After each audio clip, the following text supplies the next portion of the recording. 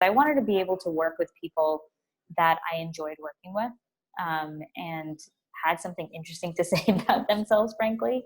But at the end of the day, as one of my mentors told me, hire experts, hire people that are smarter than you.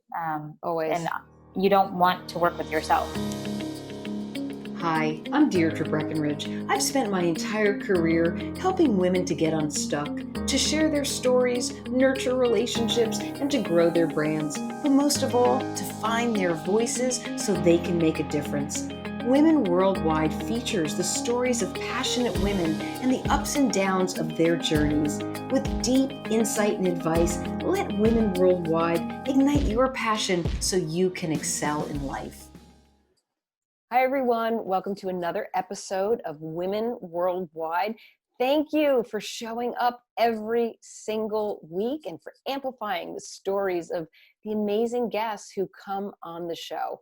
They are sharing their journeys, the ups, the downs, the good, the bad, sometimes even the ugly.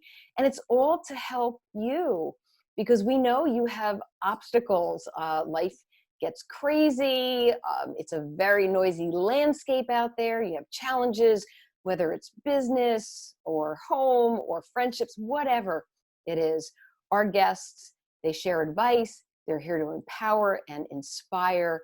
And we're hearing that it's helping you to fuel your passion and to power up your own voice. And our mission? It's to change lives one story at a time. Okay. So let's get started with today's topic and special guest. The topic is the power of community and diversity. Now, we know there are a lot of different ways to bring diversity into a community. And my special guest today takes diversity into corporate catering. So joining me on the show is Deepti Sharma, and she is actually the CEO and founder of FoodtoEat.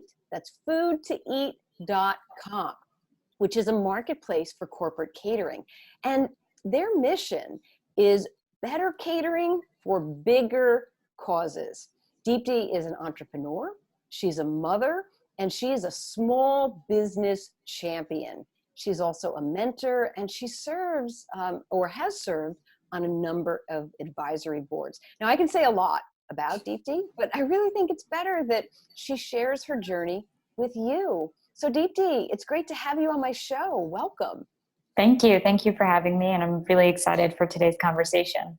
Yeah, I am too, because we hear a lot about diversity and how we need diversity in the workplace. And you take diversity to a different level. And it's almost, tell us a little bit about how you got to the launch of FoodtoEat and why this company now. Yeah, so I'm going to take it a little bit further back than like when I started. For me, community has always been important. I grew up in New York, in Queens, and I went to a middle school where they allowed us to have community service was a part of our curriculum. So we once a week would spend our time volunteering. And I specifically was working with kids that were disabled. So kids that had cerebral palsy, and they were having seizures in front of me. And oh my. Yeah. And it, at the age of like 10, I was 11, 12, 13. This was from 5th to 8th grade where we were doing this. And it really just like got to me, like, what can I do? These were kids that were in the same socioeconomic background as myself that had no control over, what they were born into, and they had these disabilities. And to me, I saw that they were just amazing kids that just didn't have the opportunities to do the same things as I could. So I feel like whenever I think about what brought me to where I am today, I always look at that time in my life as such a critical point for me. I got to high school, I thought, what can I do? Again, like to give back to community. I was great at science and math, but I didn't really want to become a doctor. And then I got to college where I got a liberal arts education, and I had the ability to pick and choose what I wanted to learn. And I always loved history, and I chose political science as my major. And I spent most of my college career working in political campaigns because I chose a candidate that I believed in at the time, and worked with them to get them elected so that they could create the possible change that we need in a community to advocate for them. And so that's where my love for community really started. And it transformed into this love for politics, which slowly then led me to where I am today. So post college, I thought my next natural progression would be law school. Right. I worked in politics, but I also graduated in 2008, which, if you remember, 10 years ago was a pretty bad time to graduate. People, there was a financial crisis. College That's right. graduates weren't really getting Recession. jobs. We had a recession. And I thought, well, if I go to law school, it's a 3-year break from not having to deal with, like looking for a job. But when I graduate, I don't think that it'll be that easy to get a job either, right? Um, and I found myself, while I was studying for my LSATs, I found myself waiting in line for a food truck. And I waited, and for 30 minutes, and all I got was a peanut butter cookie. Oh And to gosh, me, that's a long wait for a peanut butter cookie. oh yeah, absolutely. And for me, what was interesting was I spent all this time waiting. Um, what There has to be a better way to access this food truck. Why is this the only way? Me standing in line, paying cash, and then walking away. So when I first started FoodtoEat, I started talking to a ton of these food truck and cart owners, and I said that they didn't see themselves as business owners. They didn't market themselves. They didn't give their business a name. Yet they were serving different kinds of chicken and rice or falafel from the next person, or from the next cart rather. So why didn't they differentiate their imagery, right? Their stock, they all use the same stock images. Why didn't they change what they were doing and how they were presenting their business? And that's where like the core of the business really started. Was just the people I was talking to were immigrants. They were, Black and brown people. They were, people that reminded me of myself and my family. Sure. And so that's what really led me to want to start a business for the food community in New York City, which, again, slowly led me to think about our branding and our storytelling and how we incorporated that into our messaging. But today, as you mentioned, FoodtoEat started off as an online ordering platform for food trucks and carts, a very consumer-driven business. And then it transformed into what we do today, which is focusing on corporate catering. And there's a story to the pivot, but I'm sure we may get to that later. Yeah, no, I definitely want to hear about the pivot. And as a matter of fact, maybe you could share, did you find, first of all, your passion for community is wonderful.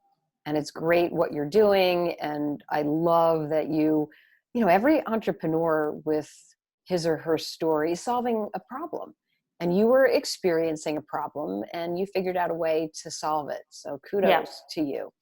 Were there any challenges moving from the consumer and what you were doing with the food truck community to shifting over into corporate catering? Because it's a whole new world.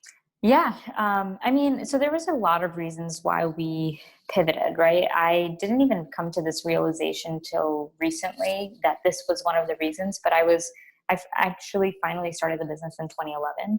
And I thought about the numbers, right? So today, less than 2% of venture money goes to women. And if you think about that, what that's like for women of color, it's even less. I also didn't go to an Ivy League, so I didn't have a plug-in to a community built in for me. But I never thought about this when I was actually going around fundraising. Like, it was near impossible to fundraise for me. I was a sole founder, a woman of color who, again, like didn't go to an Ivy League school. So all of these things were things that I was being looked at about. And I was getting asked questions like, when are you planning on having children? And, like, do you have a co-founder? Why don't you have a co-founder? And, I know like most single sole co-founders probably get asked that question of like, would you consider having one? But it was just like such a bulk of questions that I kept getting asked. And then I looked at the industry. Every single food tech consumer business was run and co-founded by a male. And that I thought was interesting. Like, why are there no females entering this landscape? And why am I having so much trouble? And we were doing well. We got great press. We had a lot of good things happening, but that was one of the many reasons why we decided to pivot, along with, people were placing orders at food trucks.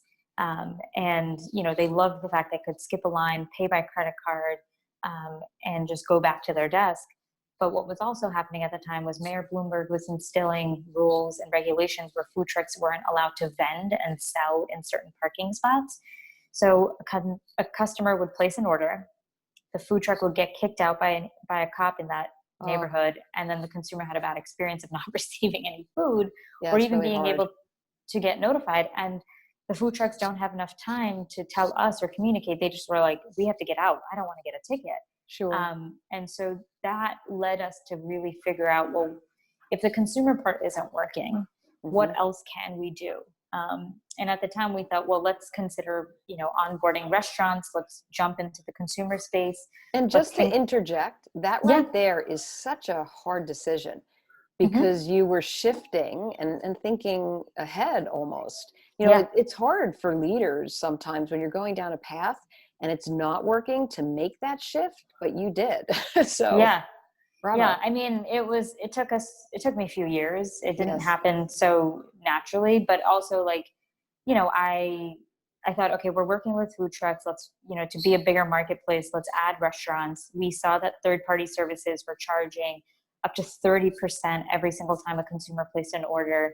I thought that was ridiculous because the restaurant margins are less than 10%. How are we going to charge them that much and allow them to actually sustain and grow as a business? And so we wanted to be the Robin Hood of the space. And again, it was hard because we signed up to 900 restaurants, but which was a lot, but we needed more, because if we were going to compete with the Seamless and the Grubhubs, we needed to be able to get well into the thousands, and you need resources, you need team. And it was a lot. And then, consumers just didn't care enough. Our marketing to them of telling them like, hey, your local restaurant can shut down because they are unable to pay these high fees, wasn't enough for them to make a switch. Because at the end of the day, people care about convenience. People care about and this isn't me being like cynical. This is me telling you through our experience of the way messaging. it is. Yeah, it's just the way it is. We were putting things out there. Like our marketing was suggesting all of this, or, we made videos, but again, it wasn't enough. And so I knew I wanted to continue down this path of working with food vendors in New York City, whether they were food trucks or restaurants, but I wanted to do something bigger and better. And the more I started talking to our restaurants and food trucks that we were working with, we realized catering. It's the holy grail of the industry. It's the easiest way for them to make money. And that is where we just started testing the market and seeing, would we be able to charge clients to book them a catering opportunity? Would we be able to charge the restaurant and charge the corporate company to be able to facilitate these orders? Wow. So, yeah. And it worked. It worked. Yeah. I mean, it worked. We started off with, Tumblr being one of our first clients, where we were selling, what were we doing for them? Every summer, once a week, we had a food truck outside of their office. And that was what helped us. And then we said, hey, we also work with restaurants. We can do your catering throughout the year. And so why not work with us for your weekly team meals? And that's where we really started picking up. And sure, at that phase, we still wanted to be consumer and B2B. And that was an issue because you can't do it all, especially when your funds are so limited. Right. So we really had to pick one and, do one thing and do it well. And the motto is so true, because it's necessary to be able to master that one thing so that you can do other things when the time is right and necessary. Oh my gosh. Well, you picked the right way to go. No doubt. You mentioned team. And I'm just curious, how do you select your team? What sort of folks do you put around you so that you can all succeed? Yeah, I mean, so I was not really good at team building in the beginning. I remember I had a lot of turnover when it came to sales, because initially I was just hiring people based off of the fact whether they had sold something or not. And I realized that wasn't the best way to hire. The best way to hire is actually being able to sell myself and our mission Right. and what we want to accomplish, and seeing, do these people that I'm hiring care about what I care about? Do they care about The passion.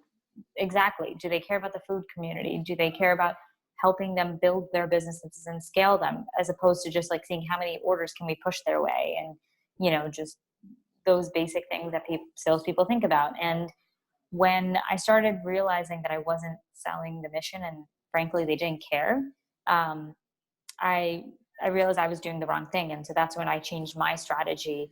I also would always ask this question: if there was one thing that I could remember you by, if we never met again, what's the one thing you want me to know about you?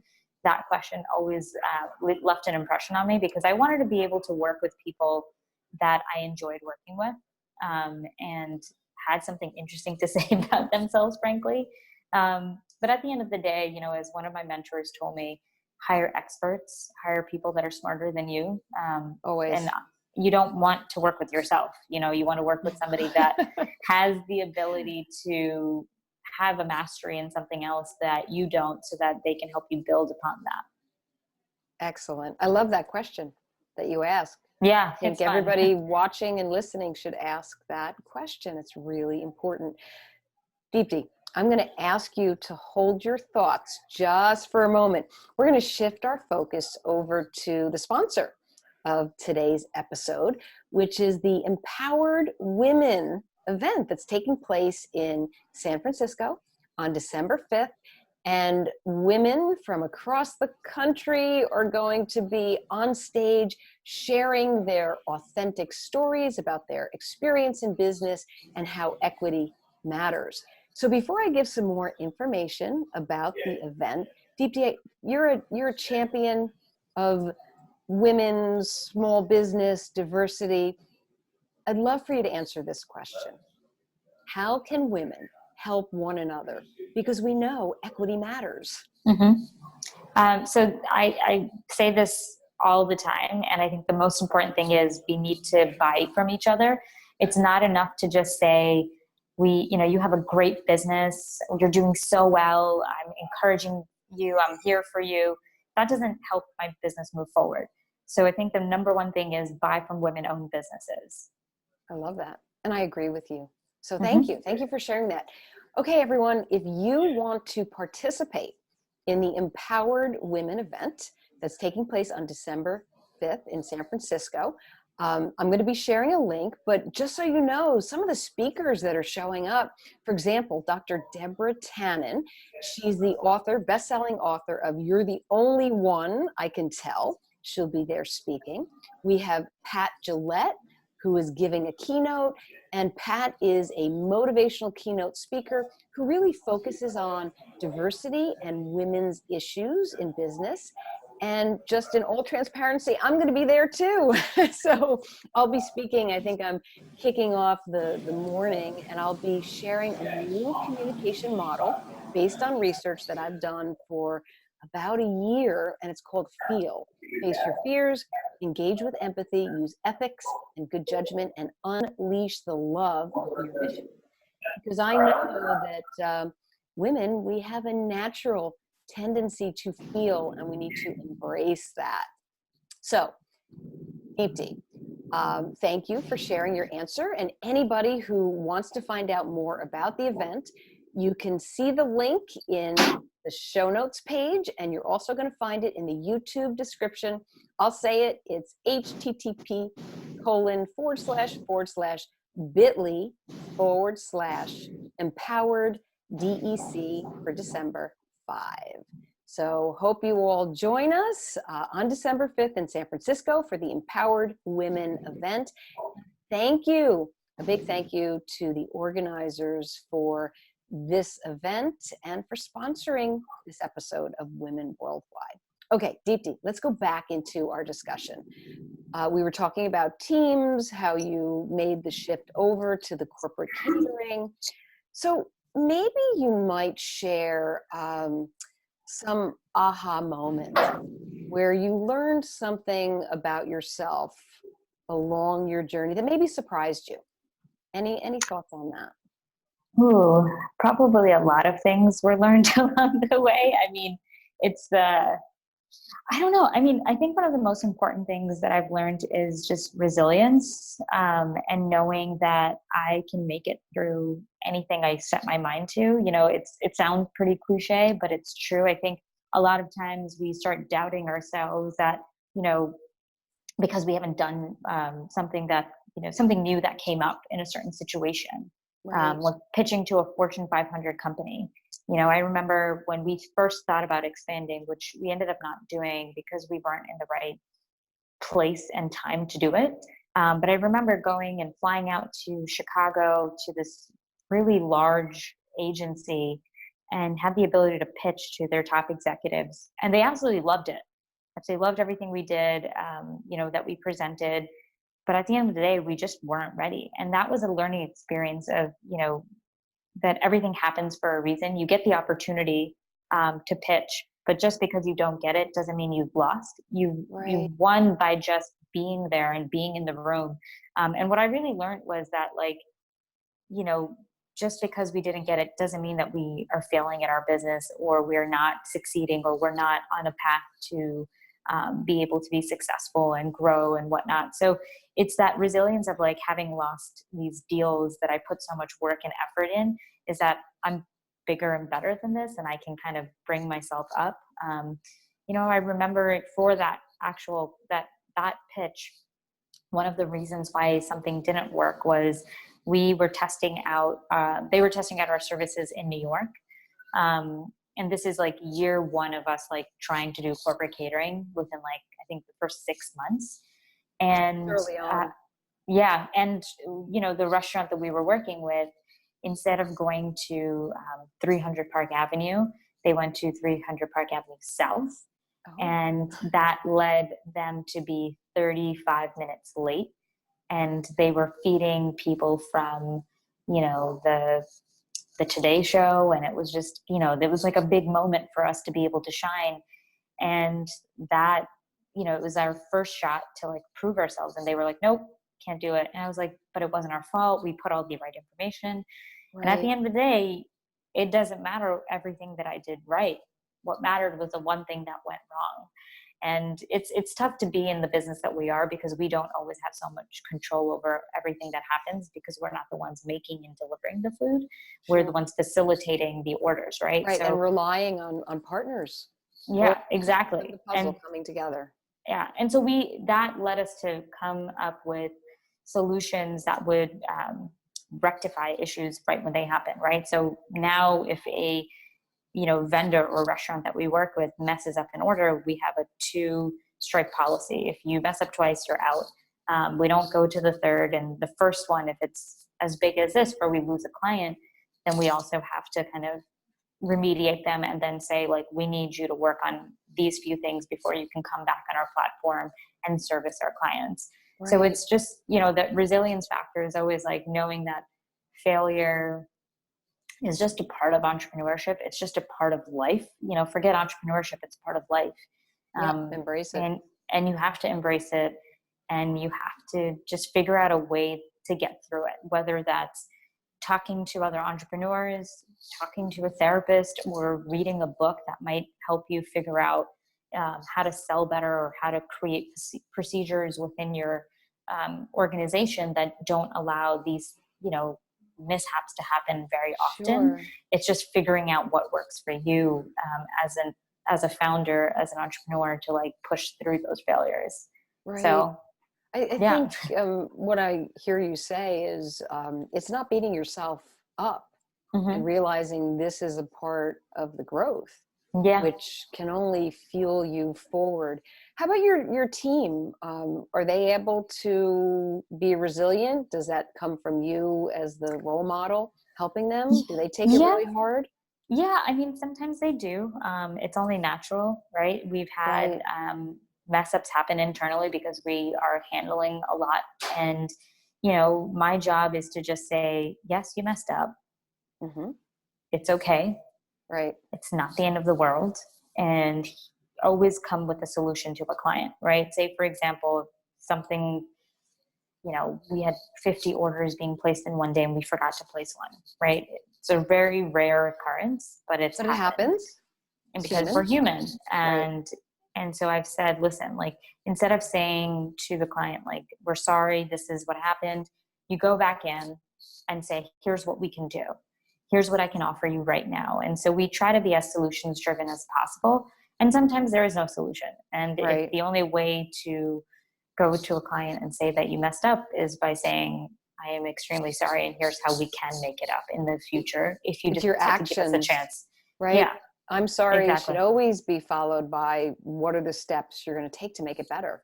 And I think that's what companies appreciate, people appreciate. Yeah. And sometimes it doesn't work, and you just have to accept that too. And that's the end of the day, right? At the end of the day, like, we're all human and we react a certain way because of our own experiences, and it's just what it is. So at the end of the day, I just want our team to feel confident that everything that they're doing is the best, at the best of their abilities. And, you know, they all take it to heart and personally when something doesn't go right.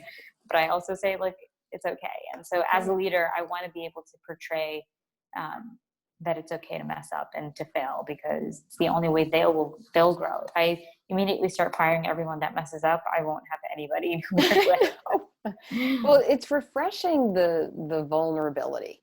I mean, I think that the more the transparency, the vulnerability really helps people to embrace and to care and to invest more of themselves. I'm doing a lot of research on millennials, and you know, one of the things that establishing an environment of trust means that the leader has to show transparency and vulnerability, and that helps your company grow. So clearly, you are doing this. Now, I mentioned, I mentioned in the introduction that you're an entrepreneur. You're also a mom. You're a mentor. You're doing you know, of course, run a business. How are you managing your time and just getting everything done so you feel good about yourself and the people around you at the end of the day? Yeah, I mean, I won't lie. Some days I don't do it all. Some days I am left sitting at the end of the night just being like, holy shit, like what is happening, you know, and how do I bring myself together? But I try to do three things. I try to prioritize three things every quarter or every 6 months. And those three things are children, family, work right now for me. And they have been this entire year, honestly, because we have two little ones. I have a 3-year-old and a 1-year-old. Oh, gosh, that's little. Yeah. And my husband and I started a second business together. And so for both of us, it's just that. It's those three things. Our friends are on a bit of a back burner. We make time for them when we can. And, you know, we'll probably see them 4 times this year as opposed to 8 times this year. But that's where we're at our lives, and just being very unapologetic about it. When I was even a little bit younger, a year or two ago, I think I would just feel bad and, you know, say, like, apologize for not being there enough for certain people, or meeting certain, you know, people that were coming up to me after an event that I was speaking at, saying like, hey, I really need help with X, Y, and Z. And I'd say, hey, this is the capacity that I can help you with. I cannot meet in person. I can do a quick 20-minute phone call, or send me an email with your questions. And if I can answer them or connect you with someone that can, I will. So I try to be as strict as possible with those three things, and just try to stick to it and not stray away from it. Even speaking engagements, I've stopped doing things that don't pay me. Because my time is worth money. And I used to say, like, you know, it's just good to get out there, be a part of the community. And I've done that a lot. I've spent the last 8 years doing that, where I gave a lot of my time. And now it's important to say, I have to get paid for this. Or you're paying for all expenses that I incur trying to make it to your event. Because I can be spending time on my business or my kids. And that is, you know, really important as a business owner, to really put yourself first and the priorities that you have, because we sometimes think like, oh, I need to help, blah, blah, and blah. And it's like, okay, then join a mentorship program. So it's more structured. And so you're not like just randomly giving your time to people that you meet. You know, I was a VNYC mentor. initiative that's a part of the mayor's office of New York. And I loved that. It was very structured as the amount of time I was spending with mentors, with mentees.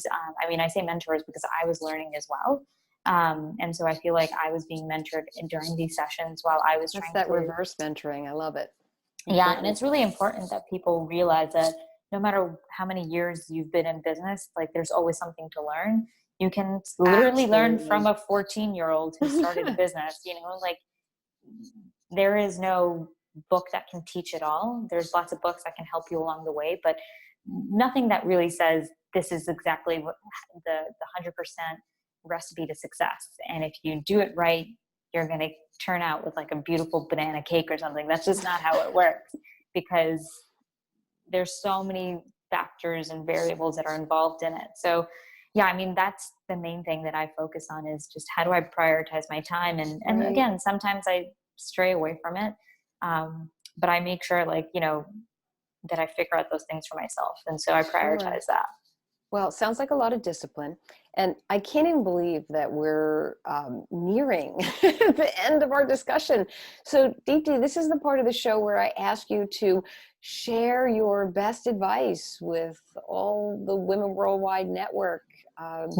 Maybe you can just give them a little bit of advice about how they too can power up their voices, do what they love, and really be resilient. So I'm like trying to think of something new that I haven't said before, just because I feel like I've been going through such a different time in my life.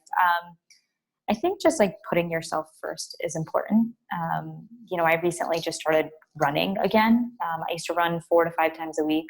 And when I had kids, I put them first. And it goes back to that balance.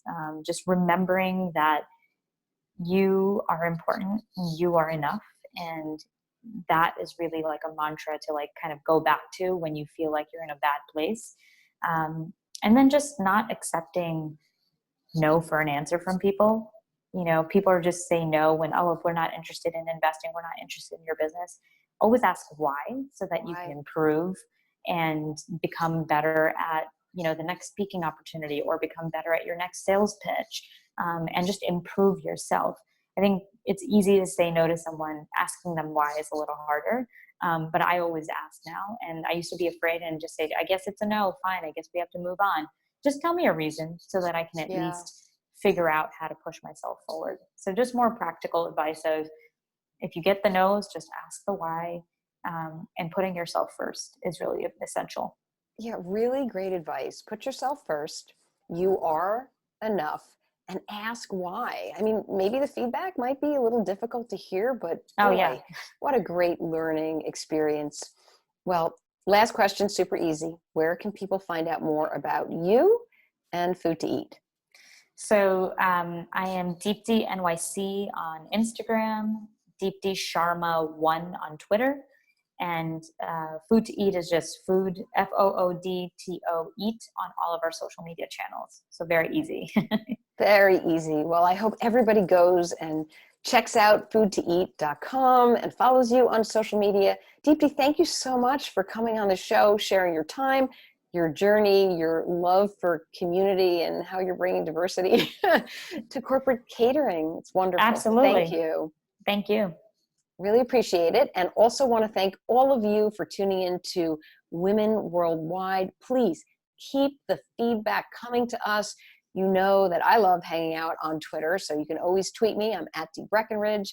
You can follow Women Worldwide on Twitter, on Facebook. Leave a comment there. Go to YouTube, subscribe to the Deirdre Breckenridge channel, and you will get a Women Worldwide episode every single week, as well as some of the projects that I'm working on. And you can also go to the womenworldwideshow.com website to sign up for our updates so you can stay informed.